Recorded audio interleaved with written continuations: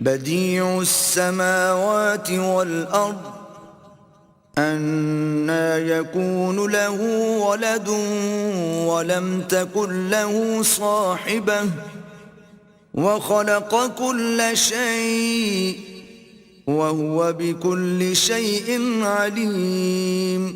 وہی آسمانوں اور زمین کا پیدا کرنے والا ہے، اس کے اولاد کہاں سے ہو جبکہ اس کی بیوی ہی نہیں، اور اس نے ہر چیز کو پیدا کیا ہے اور وہ ہر چیز سے باخبر ہے۔ ذَلِكُمُ اللَّهُ رَبُّكُمْ لَا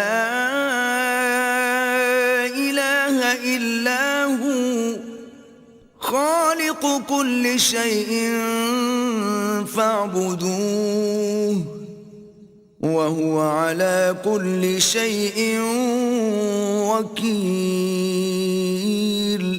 یہی اوصاف رکھنے والا اللہ تمہارا پروردگار ہے، اس کے سوا کوئی معبود نہیں۔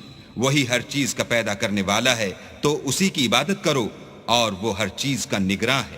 لا تدركه الأبصار وهو يدرك الأبصار وهو اللطيف الخبير۔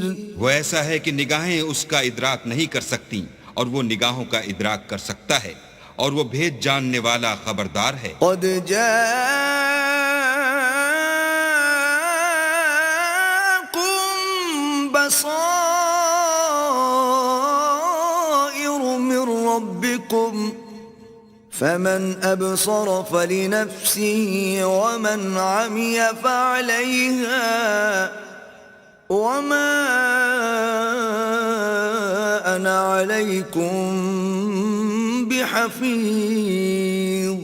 اے محمد صلی اللہ علیہ وآلہ وسلم، ان سے کہہ دو کہ تمہارے پاس پروردگار کی طرف سے روشن دلیلیں پہنچ چکی ہیں، تو جس نے ان کو آنکھ کھول کر دیکھا اس نے اپنا بھلا کیا، اور جو اندھا بنا رہا اس نے اپنے حق میں برا کیا، اور میں تمہارا نگہبان نہیں ہوں۔ وَكَذَلِكَ نُصَرِّفُ الْآيَاتِ وَلِيَقُولُوا دَرَسْتَ وَلِنُبَيِّنَهُ لِقَوْمٍ يَعْلَمُونَ۔